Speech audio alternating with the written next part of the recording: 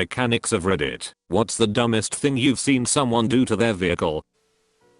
Did a co-op at a shop back in high school. Guy complains about how his car doesn't sit straight. We pull it in and don't even need to put it on the lift to realize that he has 17-inch rims on one side and 15s on the other. Took me about 45 minutes of explaining to him why cars aren't made like that before he told us that he'd be taking his business elsewhere. On a side note, the side with the 15s were 100% bald, like racing slick bald, and everything in that car was falling to pieces. I have too many stories of shit I found in people's cars there, but this one has to be my favorite. Wait, like he knew it was that way and thought it was fine? What? I need to know more. Pretty much. He thought that it just had to roll. Honestly, I probably could have put shopping cart wheels on and he wouldn't have given a shit. Bit of a stretch, but you know what I mean. You should have offered him the easy fix by putting 17s on the rear, 15s at the front, and sent him on his way. I thought of that too, but it wouldn't work. The shop has to accept the liability the repairs it offers, and mismatching the rim sizes, unless allowed in the owner's manual, puts the shop at risk of being sued. If the car got in an accident, the shop could maybe have the shop sign a waiver, but the owner is such an idiot that it wouldn't be worth the shop trying to explain what the waiver meant. I was working at a performance shop at the time, 2010. Golf GTI comes in for lack of power and throwing check engine codes for underboost and several for fuel trim management conditions. Did the typical process of checking the turbo waste, gate operation, pressure and smoke, tested the charge side of the turbo system for leaks, tested fuel pressures, all checked out. Removed the intake side from the turbo to inspect for rips in the rubber boot, all good. Looked inside the intake boot, and this moron bought one of these turbinator gimmicky things and put it inside the intake. It had turned completely on its side and was restricting 80% of the airflow. Removed the obstruction and motor operating values returned to normal and power was restored. Did not feel any guilt that this idiot had to pay a few hundred for me to diagnose and remove his awesome DIY performance mod.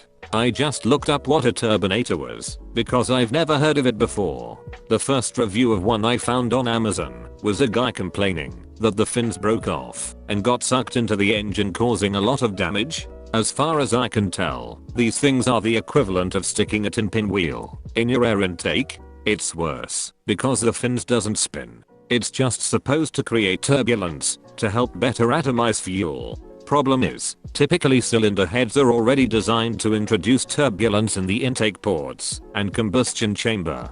I say typically because God forbid there's some Soviet bloc era car with some fucked up engine that doesn't, and then someone on here will point out that not all and I'm wrong. Worked as a car cleaner at a dealership one summer in high school.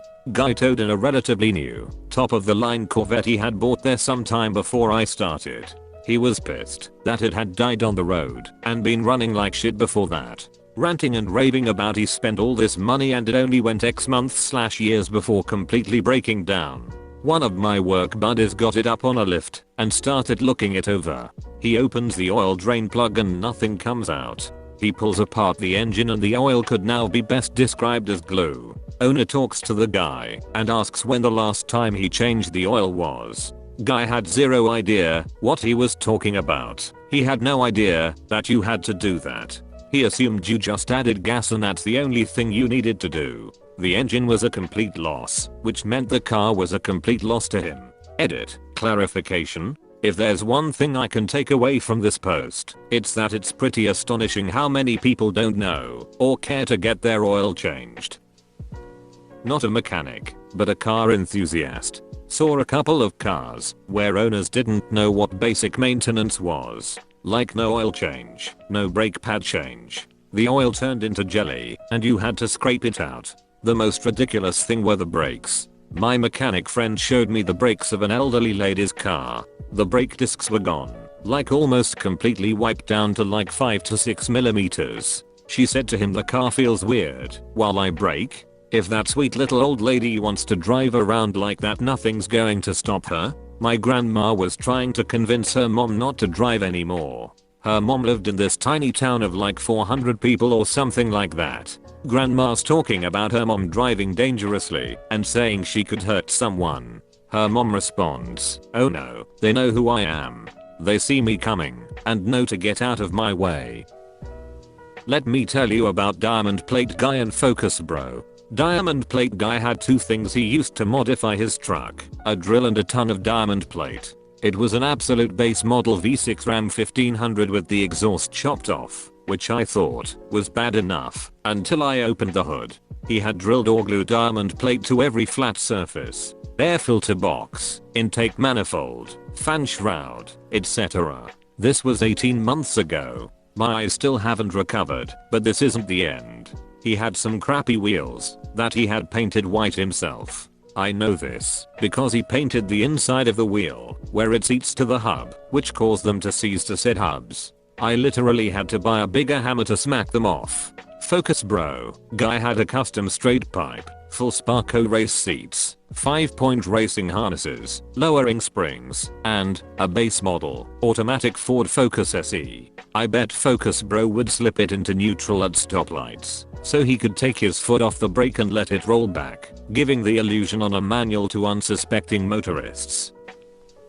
Dudes spending thousands of dollars modifying their pickups for off-roading, even though they spend 99.99% of the time on highways and the furthest off of a road they ever get is a logging road that a stock Forester could tackle with no problems. And then complain about extra shitty fuel mileage and having to pay for new 35-inch knobby tires that only last 10k miles because they wear out super quickly if you drive mostly on pavement, and having to replace their front wheel bearings every other year because those larger wheels and tires are a lot heavier than the stock ones, and being super surprised to learn that parts for 3/4 ton pickup can cost multiple times more than the comparable ones for the small sedan they sold to afford their bro truck. I live in a small southeastern city and see a lot of suspiciously clean and undented brodozers driving around. What I wonder about these guys is, doesn't the tire noise drive you fucking insane?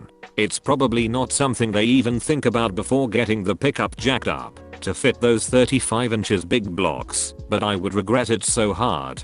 Once you crank the volume on your Limp Bizkit collection you can't hear the tire noise anymore. I'm a rancher in Kansas. Before that I worked in the oil field going to rigs on soft dirt roads in the middle of nowhere. My trusty 04 Dodge Ram 4X4 with everything stock and slightly more aggressive tires has been all I've ever needed to get through mud. If I couldn't get through it, you needed a tractor to get through. I fight the mud multiple times a year and still won't waste a cent on those lifted up douche canoes that are driven by macro penis wanabes. Bad snow day. For whatever fuck reason we were open. Guy pulls up needing a flat repair. He pulled up in a way the car could be just pulled in. Co-worker goes to pull it in and can't stop. Slams into his box. Wasn't going fast enough to damage anything. Car had zero brakes. Say something to the customer or the foot brake? That hasn't worked in years. You have to use the hand brake. We inspect the vehicle and discover it doesn't even have brake calipers in the front. With the hoses clamped off and not an ounce of brake fluid in the master cylinder.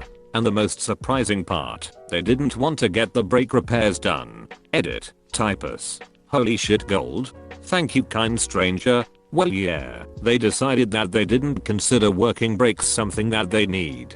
How it passed inspection though.